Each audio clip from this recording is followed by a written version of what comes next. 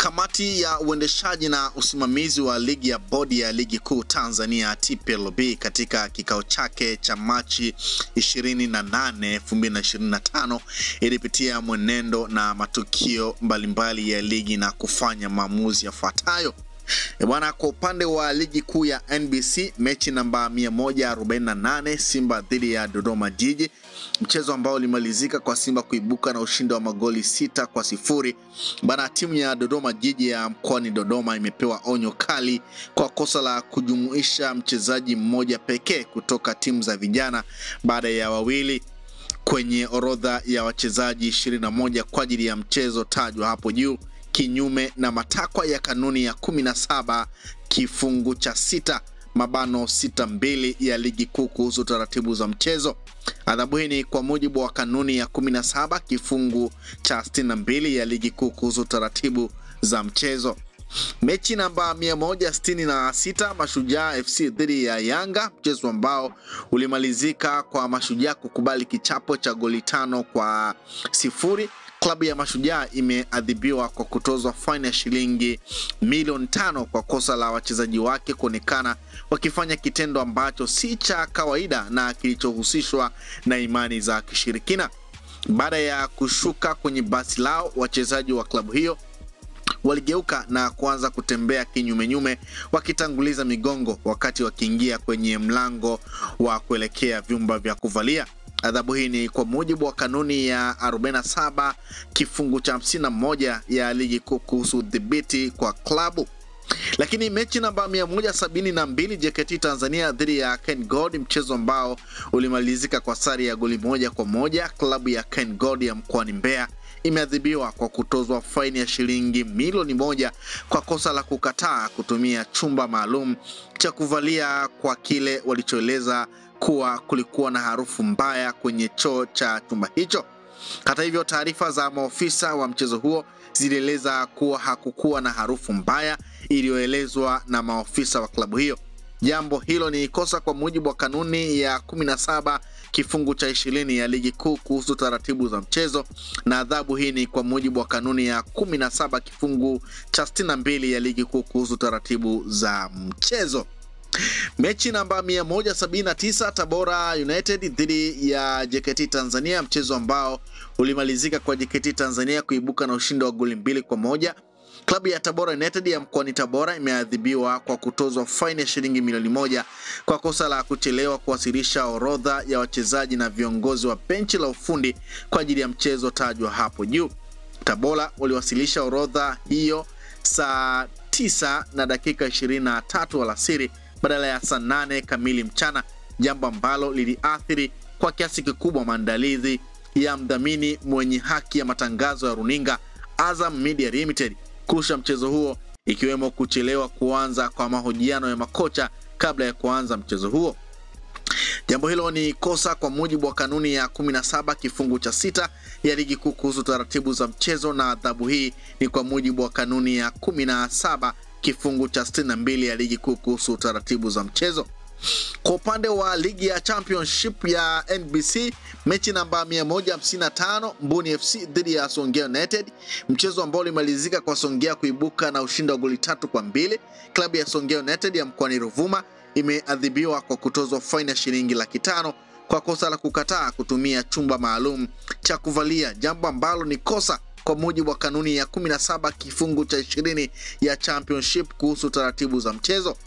Adhabu hii imetolewa kwa kuzingatia kanuni ya 17 kifungu cha 62 ya Championship kuhusu taratibu za mchezo. Mechi namba 157 Bigman FC dhidi ya Stand United, mchezo ambao ulimalizika kwa sare ya goli 1-1. Klabu ya Stand United ya mkoani Shinyanga imetozwa faini ya shilingi milioni 1 kwa kosa la wachezaji wake kufanya vitendo vinavyoashiria imani za kishirikina katika mchezo tajwa hapo juu kwenye uwanja wa Ilulu Lindi Februari 22, 2025. Baadhi ya wachezaji wa klabu hiyo walionekana wakati timu zikienda mapumziko na wakati wa kurejea kipindi cha pili wakifufukua eneo la goli kama ishara ya kutafuta kitu, huku pia wakimwaga vitu ambavyo havikufahamika ni nini. Adhabu hii imetolewa kwa kuzingatia kanuni ya 17 kifungu cha kwanza ya Championship kuhusu udhibiti kwa klabu. Mechi namba 159 TMA dhidi ya Mbeya City, mchezo ambao ulimalizika kwa sare ya bila kufungana. Klabu ya Mbeya City ya mkoani Mbeya imeadhibiwa kwa kutozwa faini ya shilingi 500,000 kwa kosa la kukataa kutumia chumba maalum cha kuvalia kwenye uwanja wa Sheikh Amri Abeid, licha ya klabu hiyo kukabidhiwa funguo za chumba chao mapema na kuwa chini ya ulinzi wao kwa kipindi chote tangu saa 4 asubuhi.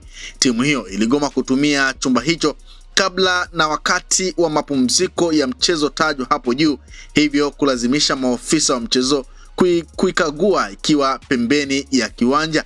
Kitendo hicho ni kosa kwa mujibu wa kanuni ya 17 kifungu cha 20 ya ligi kuu kuhusu taratibu za mchezo, na adhabu hii imetolewa kwa kuzingatia kanuni ya 17 kifungu cha 62 ya Championship kuhusu taratibu za mchezo. Klabu ya TMA ya mkoani Arusha imetozwa faini ya shilingi milioni 5 kwa kosa la mashabiki wake kuwashambulia na kuwapiga wachezaji na maafisa wa klabu ya Mbeya City walikuwa wameketi pembeni ya kiwanja. Baadhi ya mashabiki hao waliokuwa wamekaa jukwani walipita kwenye geti la uzio wa kutenganisha mashabiki na eneo la kuchezea ili kuwafikia wachezaji na maofisa wa Mbeya City kabla ya kuanza kuwafanyia vurugu. Adhabu hii imetolewa kwa mujibu wa kanuni ya 47 kifungu cha kwanza ya Championship kuhusu udhibiti kwa klabu, huku ikizingatiwa hili ni kosa la kujirudia kwa klabu ya TMA, ambapo katika tukio la awali walifanya vitendo vya vurugu katika mchezo wao dhidi ya Stand United uliofanyika mjini Shinyanga. Mechi namba 164 Mbuni FC dhidi ya Mbeya City, mchezo uliomalizika kwa Mbeya City kuibuka na ushindi wa goli 3-1. Klabu ya Mbeya City ya mkoani Mbeya imeadhibiwa kwa kutozwa faini ya shilingi milioni 1.5 kwa kosa la kukataa kutumia chumba maalum cha kuvalia kwenye uwanja wa Sheikh Amri Abeid jijini Arusha. Wachezaji pamoja na maofisa wa ufundi wa klabu hiyo waligoma kuingia chumbani kwa kile walichoeleza kuwa walichelewa kukabidhiwa funguo, jambo ambalo halikuwa na ukweli wowote kwa mujibu wa taarifa za maofisa wa mchezo huo. Kitendo hicho ni kosa kwa mujibu wa kanuni ya 17 kifungu cha 20 ya ligi kuu kuhusu taratibu za mchezo, na adhabu hii imetolewa kwa mujibu wa kanuni ya 17 kifungu cha 62 cha Championship kuhusu taratibu za mchezo, huku pia ikizingatiwa hili ni kosa la kujirudia kwa klabu ya Mbeya City wakifanya kosa la aina hiyo katika michezo mingine kadha ya nyuma. Klabu ya Mbeya City ya mkoani Mbeya imeadhibiwa kwa kutozwa faini ya shilingi milioni 1 kwa kosa la wachezaji wake kufanya vitendo vinavyoashiria imani za kishirikina kwa kumwaga kimiminika kiwanjani kabla ya mchezo tajwa hapo juu kuanza. Adhabu hii imetolewa kwa mujibu wa kanuni ya 47 kifungu cha kwanza cha Championship kuhusu udhibiti. Mechi namba 165 Bigman FC dhidi ya Biashara United, mchezo uliomalizika kwa Bigman kuibuka na ushindi wa goli 2-0. Timu ya Bigman imepewa onyo kali kwa kosa la watoto waokota mpira yani ball kids kwa klabu hiyo kuficha mipira chini ya mabango ya wadhamini, jambo lilotafasiriwa kama hila ya kupoteza muda, mchezo huo ukiwa unaendelea, Bigman ikiongoza kwa mabao 2-0. Adhabu hii ni kwa mujibu wa kanuni ya 17 kifungu cha 62 ya Championship kuhusu taratibu za mchezo. Mechi namba 166 Trust Cape dhidi ya Green Warriors, mchezo uliomalizika kwa Green Warriors kuibuka na ushindi wa goli 1-0. Mchezaji Rashidi Shila wa Trust Cape amefungiwa michezo 5 na kutozwa faini ya shilingi milioni 1 kwa kosa la kumvamia na kumpiga ngumi tumboni na kichwani mwamuzi wakati wa mchezo tajwa hapo juu, ambapo alimjeruhi kichwani na kumsababishia maumivu makali. Mchezaji huyo alifanya kitendo hicho kisicho cha kiwa na michezo baada ya mchezo huo kumalizika kwenye uwanja wa Mabatini Pwani. Adhabu hii ni kwa mujibu wa kanuni ya 41 kifungu cha 5(3) ya Championship kuhusu udhibiti kwa wachezaji. Mechi namba 176 TMA dhidi ya Mbuni FC, mchezo uliomalizika kwa TMA kuibuka na ushindi wa goli 1-0. Kocha wa magolikipa wa klabu ya Mbuni Ismaili Mawazo Hussein amefungiwa michezo 10 na kutozwa faini ya shilingi 500,000 kwa kosa la kumvamia na kupiga teke mwamuzi wakati wa mchezo tajwa hapo juu na kumsababishia maumivu makali. Kocha huyo alifanya kitendo hicho kisicho cha akiwa na michezo baada ya kutolewa nje kwa kadi nyekundu, akiadhibiwa kwa makosa ya kutukana mara kadhaa waamuzi wa mchezo huo tangu dakika ya 9 ya mchezo. Adhabu hii ni kwa mujibu wa kanuni ya 45 kifungu cha pili mabano 2(1) ya Championship kuhusu udhibiti kwa viongozi. Mechi namba 184 Stand United dhidi ya Mtibwa Sugar. Mchezo uliomalizika kwa Stand United kuibuka na ushindi wa goli 1-0. Waamuzi wa mchezo tajwa hapo juu: Ikram Nguyahambi kutoka Tabora, Saad Salum kutoka Kigoma na Konsolata Razalo kutoka Mwanza wamefungiwa miezi 6 kwa kosa la kushindwa kutafasiri sheria za mpira wa miguu katika mchezo huo, kiasi cha kusababisha uwepo wa mapungufu mengi ya kiuchezaji.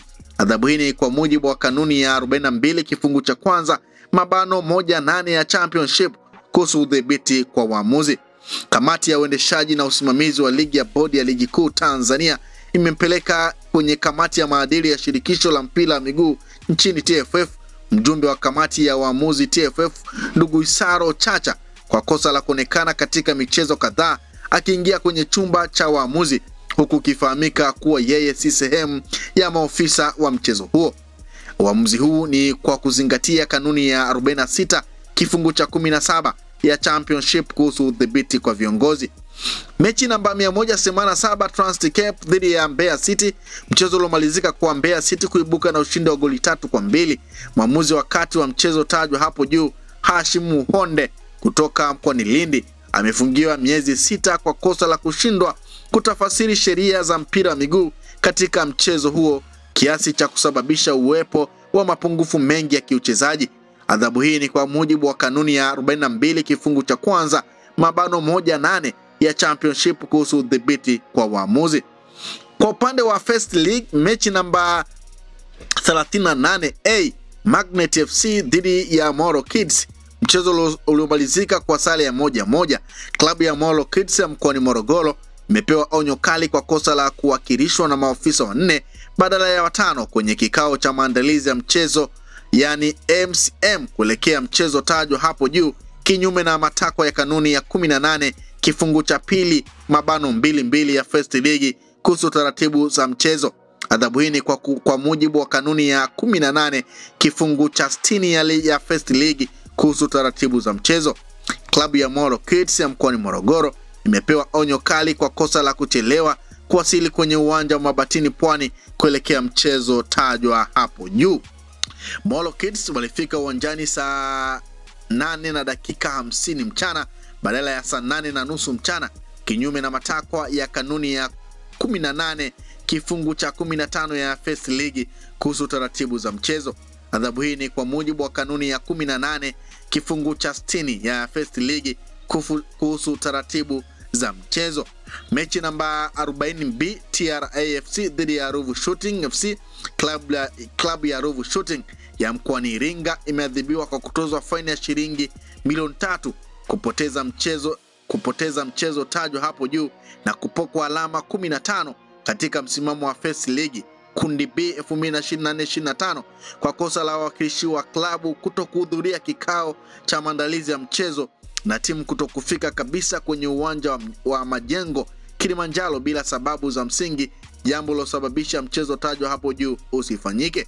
Klabu hiyo haikutokea kabisa uwanjani siku ya mchezo huo, ndipo taratibu zingine za mchezo zilipofuatwa, ikiwemo kusubiri kwa dakika 30 kwa mujibu wa kanuni kabla ya kuahirisha mchezo huo.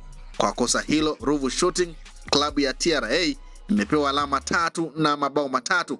Adhabu hii imetolewa kwa kuzingatia kanuni ya 32 kifungu cha kwanza mabano 1(3) ya ligi ya First League kuhusu kutokufika uwanjani.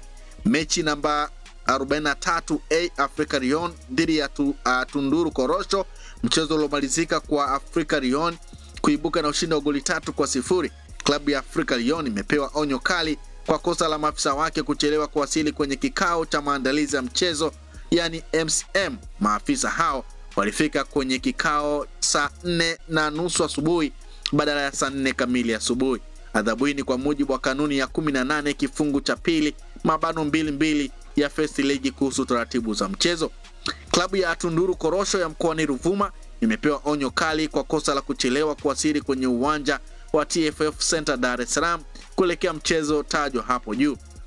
Tunduru Korosho walifika uwanjani saa 9:30 alasiri badala ya saa 8:30 mchana, kinyume na matakwa ya kanuni ya 18 kifungu namba 15 ya First League kuhusu taratibu za mchezo. Adhabu hii ni kwa mujibu wa kanuni ya 18 kifungu cha 60 ya First League kuhusu taratibu za mchezo. Mechi namba 44B, TANESCO FC dhidi ya Ruvu Shooting.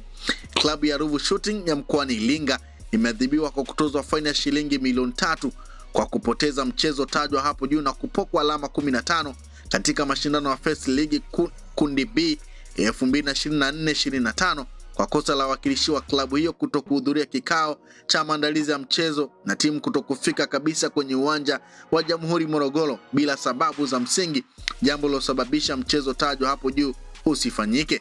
Klabu hiyo haikutokea kabisa uwanjani siku ya mchezo huo, ndipo taratibu zingine za mchezo zilipofuatwa, ikiwemo kusubiri kwa dakika 30 kwa mujibu wa kanuni kabla ya kuahirishwa mchezo huo. Kwa kosa hilo, Ruvu Shooting klabu ya TANESCO imepewa alama 3 na mabao 3. Adhabu hii imetolewa kwa kuzingatia kanuni ya 32 kifungu cha kwanza mabano 1-3 ya First League kuhusu kutokufika uwanjani. Mechi namba 46B, TANESCO FC dhidi ya TRA. Mchezo uliomalizika kwa TANESCO kuibuka na ushindi wa goli 2-1. Meneja wa klabu ya TRA Jackson Simon amefungiwa michezo 3 na kutozwa faini ya shilingi 200,000 kwa kosa la kutoa lugha ya matusi kwa waamuzi wa mchezo tajwa hapo juu kabla ya hajaonywa kwa kadi nyekundu. Adhabu hii ni kwa mujibu wa kanuni ya 47 kifungu cha 21 ya First League kuhusu udhibiti kwa viongozi. Mechi namba 51A, Hausung FC dhidi ya Dar City. Mchezo uliomalizika kwa Hausung kuibuka na ushindi wa goli 2-0. Daktari wa klabu ya Dar City Shabani Athmani amefungiwa michezo 3 na kutozwa faini ya shilingi 200,000 kwa kosa la kuanzisha vurugu na kutoa lugha ya matusi kwa waamuzi wa mchezo tajwa hapo juu kabla ya hajaonywa kwa kadi nyekundu. Adhabu hii ni kwa mujibu wa kanuni ya 47 kifungu cha 21 ya First League kuhusu udhibiti kwa viongozi. Taarifa, klabu ya Ruvu Shooting imeandikia barua bodi ya ligi kuu Tanzania ikiwasilisha ombi lake la kujitoa katika ligi ya First League kwa kile walichoeleza kuwa ni kushindwa kumudu gharama za uendeshaji kulikosababisha kuondokewa na wachezaji wao kadhaa. Bodi ya ligi imekubaliana na ombi hilo na kuchukua hatua kwa mujibu wa kanuni ya 31 kifungu cha 4 ya First League kuhusu kujitoa. Kujitoa kwa klabu ya Ruvu Shooting kutaambatana na adhabu pamoja na miongozo kadha wa kadha kama ifuatavyo. Klabu ya Ruvu Shooting imeshushwa daraja na kufungiwa kushiriki ligi kwa misimu 2 kwa mujibu wa kanuni ya 31 kifungu cha 4 mabano 41 ya First League.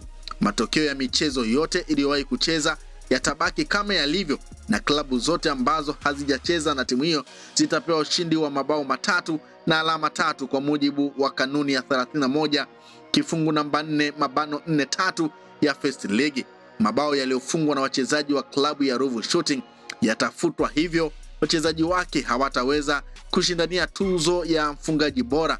Mabao yaliyofungwa na wachezaji wa timu pinzani dhidi ya Ruvu Shooting hayatafutwa na yataendelea kuonekana katika idadi ya mabao yaliyofungwa na wachezaji hao. Hii ni kwa mujibu wa kanuni ya 31 kifungu cha 4 mabano 44 ya First League.